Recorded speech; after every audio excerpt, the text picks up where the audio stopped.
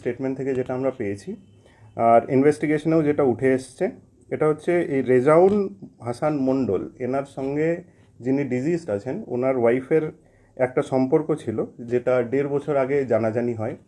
সেই থেকেই এদের মধ্যে একটা শত্রুতা তৈরি হয় এবং ইনি চাইছিলেন এনাকে মানে এর ক্ষতি করতে, তাই ওইখান থেকেই এটা উঠে এসেছে। এই খুনের পিছনে কি বউর মদত আছে বলে মনে হচ্ছে আমাদের?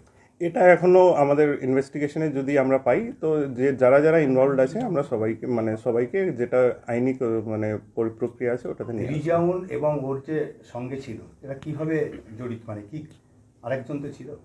হ্যাঁ, রিজাউন এনার সঙ্গে সাগর গাইন, রিজাউন তারপর সাগর গাইনকে এর সুপারি দেয় এবং সাগর গাইনই এই মানে দুজন মিলে এই হত্যাটা করে।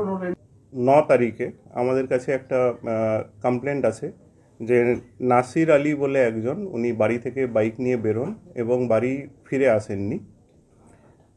এর বেসিসে আমরা একটা প্রথমে বাদুড়িয়া থানাতে মিসিং ডায়েরি করি এবং তার খোঁজাখুঁজি শুরু হয়। পরের দিন সকাল 10টার সময় যমুনা ক্যানালে একটা বাইক পাওয়া যায়, যেটা পরে আইডেন্টিফাই করা হয় যে ওনারই বাইক ছিল।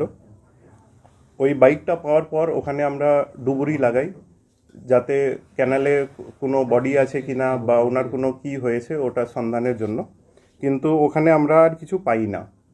ওই সন্ধ্যাবেলায় ওনার দাদা একটা কমপ্লেন করেন যে ওনার ভাইকে কেউ বা কারা আননোন পারসনস কিডন্যাপ করেছেন। এর বেসিসে বাদুড়িয়া থানাতে একটা কেস রেজিস্টার হয় এবং এই কেসের তদন্ত শুরু হয়।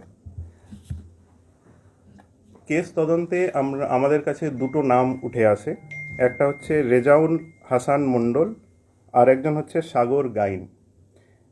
এদের দুজনকে আমরা 13 তারিখে অ্যারেস্ট করি এবং কোর্টের কাছ থেকে আমরা 7 দিনের পিসি পুলিশ কাস্টাডি পাই। কালকে এদের কনফেশনাল স্টেটমেন্টের ভিত্তিতে এই নাসির আলীকে, যেটা আমরা জানতে পারি এদের কাছ থেকে, যে নাসির আলীকে এরা হত্যা করেছে এবং এর বডি ডিসপোজ করে দিয়েছে। তারপর এদেরকে স্পটে নিয়ে যাওয়া হয় এবং এদের আইডেন্টিফিকেশনে 3 জায়গা থেকে, ছাত্রা ব্রিজ পদ্মা ক্যানালের মধ্যে, চারঘাট শ্মশান এবং যমুনা ক্যানাল যেটা নিচুপাড়া এরিয়ায় আছে, ওইখান থেকে আমরা দেহাংশ পাই। এই দেহাংশটা পোস্টমর্টমের জন্য পাঠানো হয়েছে এবং আরও ইনভেস্টিগেশন চলছে। নাসিরের ওয়াইফের সঙ্গে রেজাউলের কি এখনো সম্পর্ক আছে? এইটা এখনও আমাদের কাছে ইনভেস্টিগেশনে উঠে আসেনি। আমরা ফোন রেকর্ডস আরও চেক করছি, যেটা আমরা পাবো ওই হিসাবে আমরা অ্যাকশন নিব।